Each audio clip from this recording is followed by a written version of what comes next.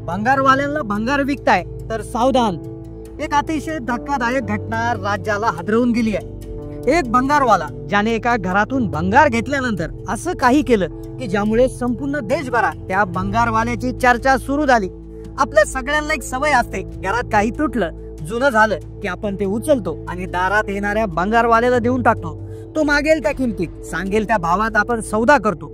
पण हे करत असताना आपण एक मोठी चूक करतो. आपण कोणती विशेष काळजी घेत नाही आणि हीच निष्काळजीपणा किती महागात पडू शकतो याचं जिवंत उदाहरण आता समोर आलंय. गेल्या काही दिवसापासून एका भंगारवाल्याचा व्हिडिओ युट्यूब, इंस्टाग्राम, फेसबुक आणि व्हॉट्सअपवर प्रचंड व्हायरल होतोय. काय केलंय नेमकं या भंगारवाल्यानं? तुम्ही भंगार विकणार असाल किंवा एखादी जुनी वस्तू भंगारवाल्याला देण्याचा विचार करत असाल तर तुम्ही कोणती काळजी घ्यायला हवी? अन्यथा तुम्ही एका मोठ्या फसवणुकीचे शिकार होऊ शकता. तुमच्या बरोबर असं घडू शकतं. हे भंगारवाले जे सायकलवर किंवा हातगाडीवर येतात आपल्या घरातील तुटक्या फुटक्या वस्तू घेऊन जातात. पण यांच्या साध्या दिसण्यामागे काही गुपित लपलेले असू शकतात. काही महिन्यांपूर्वी एक भंगारवाला चक्क पाकिस्तानचा छुपा जासूस निघाला तर दुसऱ्या एका ठिकाणी भंगारवाला दिवसा रेकी करून रात्री त्याच घरात चोऱ्या करायचा. पण महाराष्ट्रात एका सर्वसामान्य कुटुंबासोबत जे घडलंय, या भंगारवाल्याने जे केलंय ते खूपच अविश्वसनीय आणि धक्कादायक आहे. तुम्ही जर भंगार विकण्याचा विचार करत असाल तर हा व्हिडिओ पूर्ण पाहिल्याशिवाय बंद करू नका. हा तुमच्यासाठी एक महत्वाचा इशारा आहे असं समजा. ही घटना आहे नंदुरबार जिल्ह्यातील शहादा शहराची. एक गजबजलेलं शहर, पण या शहराच्या काही भागात अशा काही वस्त्या आहेत जिथे गरिबी आणि संघर्ष रोजचाच. या शहराच्या गरिबी नवाज कॉलनीत राहणाऱ्या एक कुटुंब होतं. त्या कुटुंब प्रमुख होता अमीन शेख. सगळे त्याला अमू नावाने ओळखायचे. अमीनचा रोजचा दिनक्रम ठरलेला, सकाळी लवकर उठायचं, देवाची प्रार्थना करायची आणि आपली जुनी हातगाडी घेऊन बाहेर पडायचं. भंगार घ्या भंगार असा आवाज दिवसभर शहादा शहराच्या गल्ली बोळात घुमायचा. उन्हात अनात फिरून लोकांच्या घरातून जुन्या वस्तू गोळा करून जेमतेम 300-400 रुपयाची कमाई व्हायची. याच तुटपुंजा कमाईवर त्याच्या घरातल्या 3-4 मुलांचा आणि पत्नीचा उदरनिर्वाह चालायचा. अमीन हा तसा शांत स्वभावाचा होता. तो फारसा कोणाशी बोलत नसे. त्याचं काम झालं की तो शांतपणे निघून जायचा. त्याच्या याच शांतपणामुळे काही लोक त्याच्याकडे संशयाने पाहायचे. तो लोकांच्या घरात जायचा, त्यांच्या जुन्या वस्तू तपासायचा. पण भंगार तपासण्याच्या बहाण्याने त्याचं लक्ष दुसरीकडे तर नसायचं ना. तो नक्की काय शोधत होता हाच प्रश्न आता सगळ्यांना पडलाय. ती तारीख होती 8 मे 2025. शहादा शहरातील एका प्रतिष्ठित वस्तीत भूषण राजपूत यांचं घर होतं. वस्ती ही प्रतिष्ठित होती. श्रीमंत लोकांच्या वस्तीमध्ये घर होतं. ते होतं भूषण राजपूतांचं. घरात लगबग सुरू होती. भूषण यांच्या आईला नंदुरबारला एका महत्वाच्या कौटुंबिक कार्यक्रमासाठी जायचं होतं. कोणत्याही आईप्रमाणे त्यांनाही आपल्या लेकी सुनांसाठी जपून ठेवलेले दागिने बाहेर काढले. एक एक करून सगळे दागिने त्यांनी एका कापडी पिशवीत भरले. जवळपास 9.5 ते 10 तोळे सोनं. आजच्या बाजार भावानुसार त्याची किंमत तब्बल 10 लाख रुपयाहून अधिक होती. त्या दागिन्यांची पिशवी व्यवस्थित त्यांनी ठेवली. पण अचानक एक फोन आला आणि काही कारणास्तव त्यांचा नंदुरबारला जाण्याचा बेत रद्द झाला. आता उद्या जाऊ, आज दागिने इथेच राहू दे असा विचार करून त्यांनी ती पिशवी कपाटाच्या एका बाजूला ठेवली होती. पण दुर्दैवाने त्याच ठिकाणी घरातली रद्दी, जुनी वर्तमानपत्र यांचा ढिगारा साचला होता. त्याच वेळी दारात भंगारवाल्याची आरोळी ऐकू आली. तोच होता तो अमीन शेख.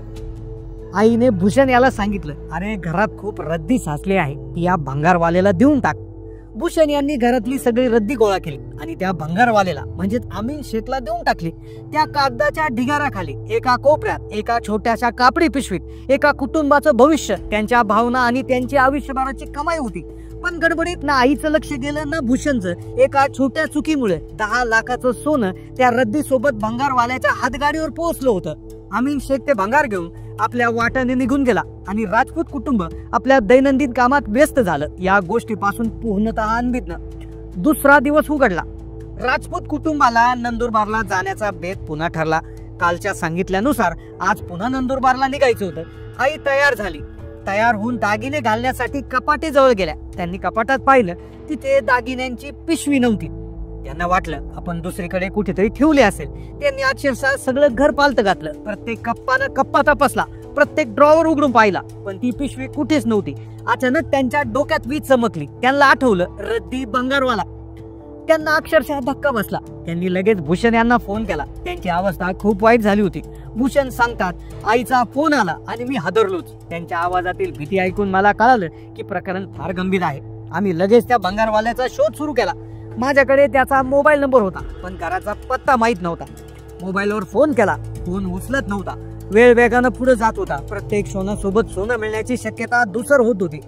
त्यांनी अमीनच्या नंबरवर फोन लावला, तो उचलत नव्हता. बऱ्याच वेळा फोन मिस कॉल पडत होते, पण आता त्याच्या मनात शंकेचे पाल चुकले. कदाचित तो कामात असेल किंवा त्याने मुद्दाम फोन टाळला असेल.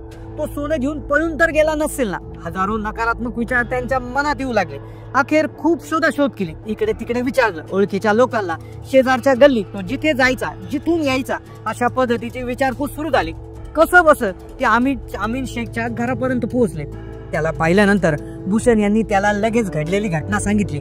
आता इथूनच या कथेला एक धक्कादायक वळण मिळणार होतं. भूषण यांना वाटलं होतं की अमीन शेख आता ओळख दाखवणार नाही किंवा मला काही माहित नाही असं म्हणून हात वर करेल. पण अमीनने शांतपणे सगळं ऐकून घेतलं. त्याच्या चेहऱ्यावर चिंता दिसू लागली. तो म्हणाला, साहेब, मी ते भंगार त्या दिवशी शहाद्याच्या एका मोठ्या होलसेल व्यापाऱ्याला विकून टाकलं होतं. हे ऐकून राजपूत कुटुंबाच्या काळजाचा ठोका चुकला. आईच्या पायाखालची जमीन सरकली. ती म्हणाली, काय मोठी चूक झाली आणि मी त्या रद्दीमध्ये त्या दागिन्याची पिशवी ठेवली. भूषण यांच्यासाठी हा दुसरा मोठा धक्का होता. सोनं आता एका व्यक्तीकडून निसटून भंगाराच्या महासागरात हरवलं होतं. पण अमीन शेख तिथंच थांबला नाही. तो म्हणाला, तुम्ही काळजी करू नका साहेब, चला आपण त्या व्यापाऱ्याकडे जाऊ. तो भूषण यांना घेऊन त्या होलसेल दुकानात गेला. तिथे 1000 किलो भंगाराचे ढिगारे होते. त्यात एक छोटीशी पिशवी शोधणं म्हणजे गवताच्या गंजीत सुई शोधण्यासारखं होतं. त्यांनी सीसीटीव्ही फुटेज तपासले, भंगाराचे ढिगारे तपासले, पण सोनं काही सापडेना. आता राजपूत कुटुंबाची आशा त्यांनी सोडून दिली होती. तेव्हाच अमीन शेखला काहीतरी आठवलं. एक छोटीशी आशा त्याच्या मनात जागी झाली. तो भूषण यांना म्हणाला, साहेब, मी कधी कधी थोडं भंगार घरी घेऊन जातो. माझी लहान मुलं आहेत, त्यांना खेळणी किंवा काही वेगळ्या वस्तू सापडल्या तर ते त्या खेळण्यासाठी काढतात. मी एकदा घरी फोन लावून विचारतो. त्याने क्षणाचाही विलंब न लावता आपल्या पत्नीला फोन केला. फोनवर बोलताना अमीनच्या चेहऱ्यावर तणाव जाणवत होता. त्याने पत्नीला विचारलं, आज भंगारामध्ये काही वेगळी वस्तू सापडली का? पत्नीकडून त्याच्या पत्नीनं जे उत्तर दिलं ते ऐकून सगळ्याचा श्वास रोखला गेला. ती म्हणाली, हो, मुलांना खेळताना रद्दीमध्ये कपड्याची एक छोटी पिशवी सापडली. मी उघडून पाहिली तर त्यात सोनं होतं. मला वाटलं कोणाचं तरी महत्वाची वस्तू चुकून आली आहे, म्हणून ती मी तशीच जपून कपाटात ठेवली आहे. हे ऐकताच राजपूत कुटुंबाच्या जीवात जीव आला. त्यांच्या डोळ्यात आनंद अश्रू होते, पण ते काही काळापूर्वीच संशयाने पाहत होते. तो माणूस त्यांच्या पुढे देवदूतासारखा उभा होता.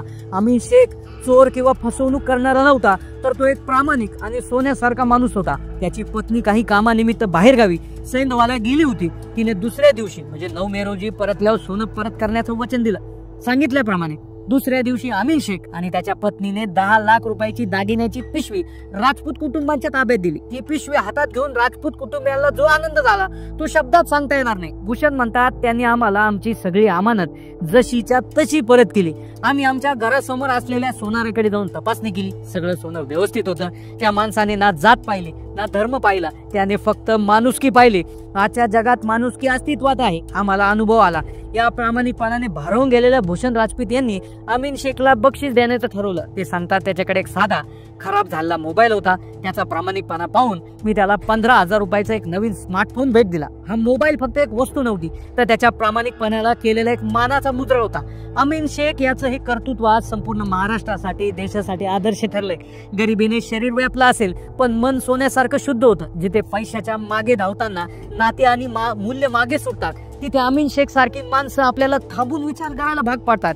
त्यामुळे या कथेचा शेवट एका इच्छाने नाही तर एका विश्वासाने होतो. पुढच्या वेळी जेव्हा तुमच्या दारात भंगारवाला येईल, त्याला तेव्हा संशयाने पाहण्याऐवजी त्याच्यातला अमीन शेखला पाहण्याचा प्रयत्न करा. पण भंगार देत असताना आपण कोणती वस्तू कुठे ठेवली होती, काय देत आहोत याची तपासणी करायला विसरू नका. कारण की जगात अजून प्रामाणिकपणा शिल्लक आहे. पण आपणही आपल्या वस्तू देत असताना, हाताळत असताना काळजी घेणं हे त्याहीपेक्षा महत्वाचं आहे. अमीन शेख सारख्या माणुसकीला, त्याच्या प्रेरणादायी कार्याला आमचा सलाम. तुम्हाला या घटनेबद्दल काय वाटलं आम्हाला कमेंटमध्ये नक्की सांगा. धन्यवाद.